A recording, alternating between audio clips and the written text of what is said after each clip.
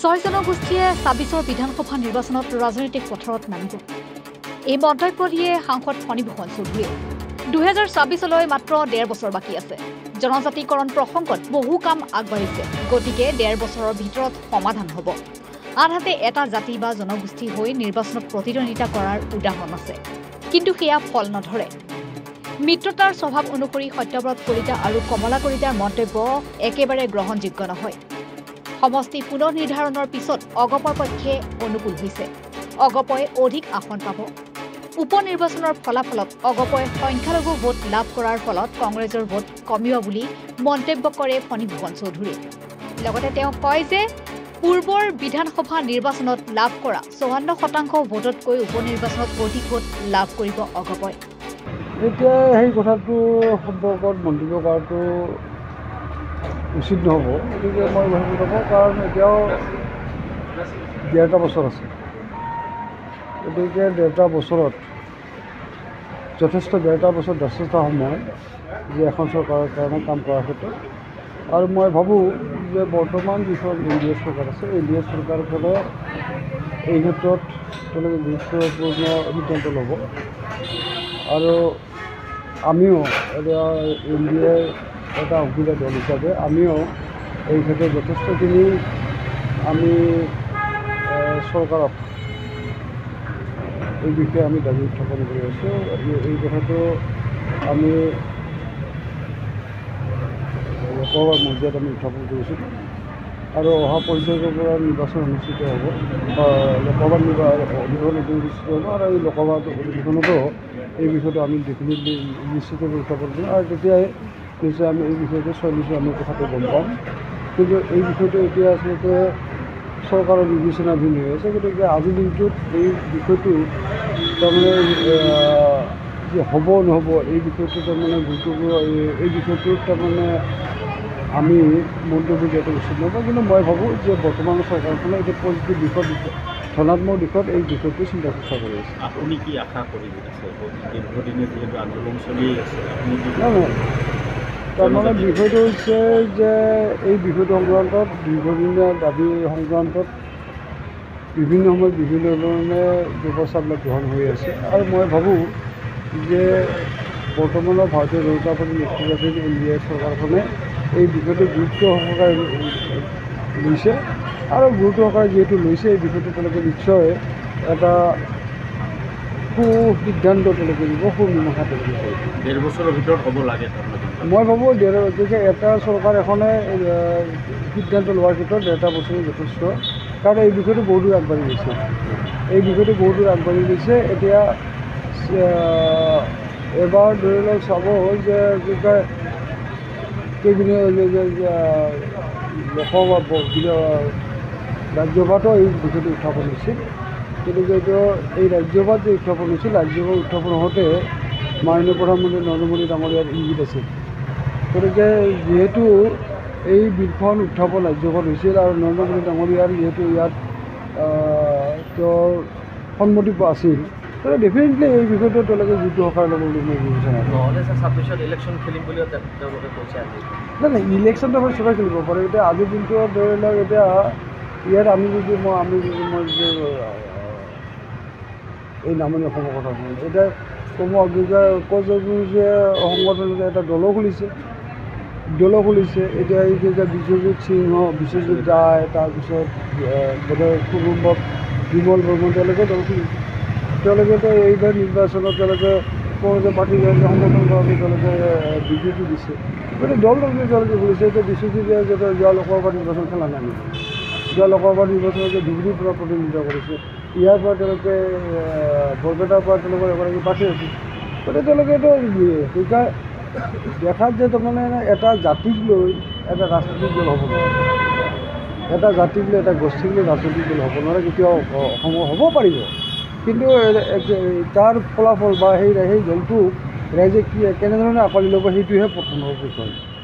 গতিকে এনেধৰণে পৰ্যটনশী সম্প্ৰদায়ক লৈ বিভিন্ন সময়ত বিভিন্ন ৰাজনৈতিক দল গঠন হৈছে, KPCC আদি কৰি বিভিন্ন ৰাজনৈতিক দল, কিন্তু দেখা হৈছে তেওঁলোকে নিৰ্বাচনটো অৱতীৰ্ণ হৈছে। কিন্তু তেওঁলোকে ৰাইজৰ পৰা, সেই জনগোষ্ঠীটোৰ পৰা, জনগোষ্ঠীটোৰ পৰা তেওঁলোকে যেনেধৰণে সঁহাৰি পাব লাগে তেনেধৰণে সঁহাৰি পোৱাটো পৰিলক্ষিত হোৱা নাই।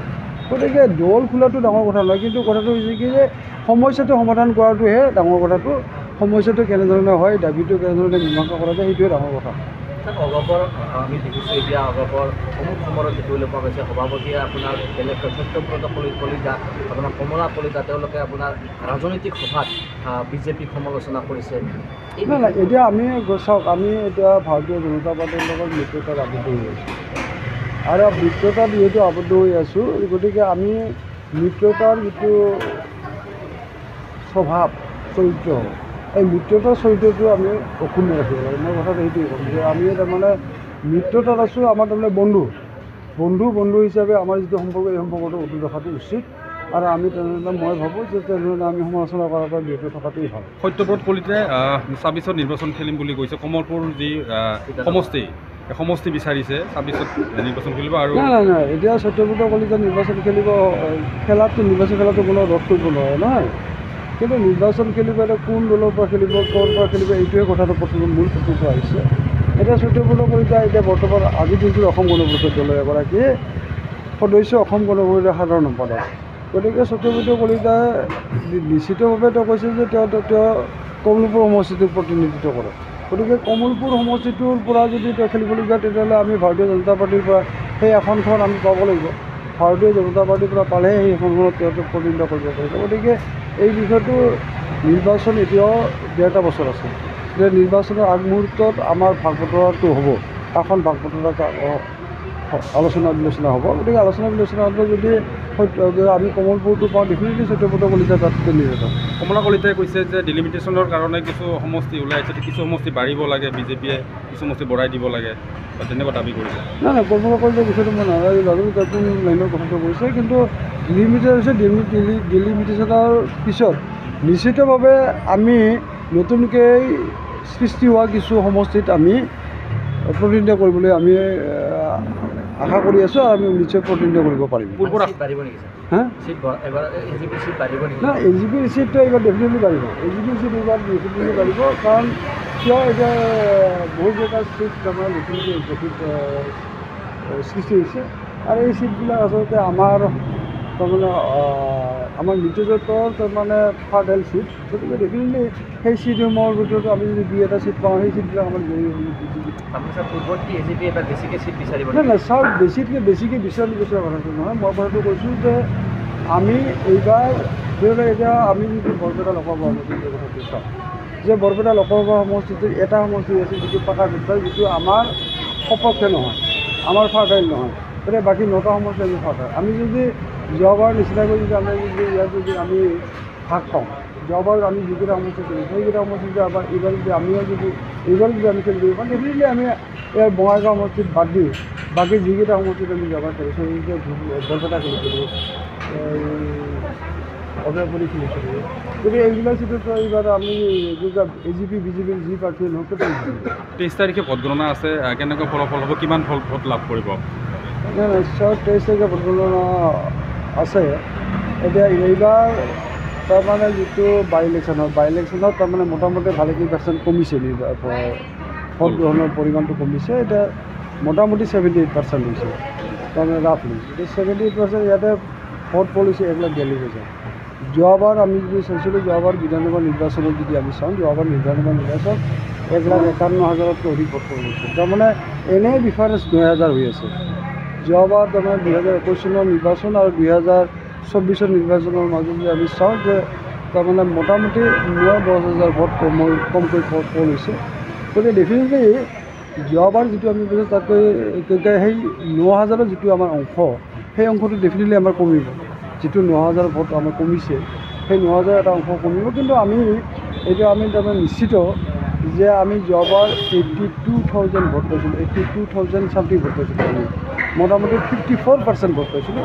কিন্তু আমি এইবাৰ এইটো নিশ্চিতভাৱে ক'ব পাৰোঁ যে যোৱাবাৰ যিমান পাৰ্চেণ্ট ভোট পাইছিলোঁ, এইবাৰ তাতকৈ অধিক পাৰ্চেণ্টেজ আমি ভোট পাবলৈ সক্ষম হৈছোঁ। 82,000 বুলি মই কোৱা নাই, কাৰণ পাৰ্চেণ্টেজ যোৱাবাৰ 54% আছিল আমাৰ। এইবাৰ আমি তাৰমানে 54%তকৈ আমি বেছিভাগ নিশ্চিত। কংগ্ৰেছৰ ভোট মই ভাবোঁ যে কংগ্ৰেছৰ ভোট এইবাৰ কমিব, ইমানেই কমিব যে এইবাৰ মাইনৰিটি এলেকাত ধৰ্মীয় সংখ্যালঘু এলেকাত তেওঁলোকৰ ভোট কমিছে। ধৰ্মীয় সংখ্যালঘু অঞ্চলত আমাৰ ভোট বাঢ়িছে। গতিকে তেওঁলোকৰ ভোট কমিছে, আমাৰ ভোট বাঢ়িছে, তেওঁলোকে আমাৰ ভোট ল'ব পৰা নাই। যে অসম গণ পৰিষদ দলৰ ভোট, অসম গণ পৰিষদৰ মিত্ৰজোঁটে পোৱা ভোট তেওঁলোকে আদায় কৰিব পৰা নাই। সেই সূত্ৰে যদি আমি চোৱা যায় তেতিয়াহ'লে নিশ্চিতভাৱে যে যিহেতু আমাৰ মাইনৰিটি এলেকাৰ আমাৰ ভোট বাঢ়িছে, তেওঁলোকৰ ভোট কমিছে, গতিকে তেওঁলোকৰ সৰ্বমূল যিখিনি ভোট পাব তাতে কমিছে। বঙাইগাঁৱৰ পৰা ছৈয়দ আফতাব আলীৰ ৰিপৰ্ট, ৰিপাব্লিকানী।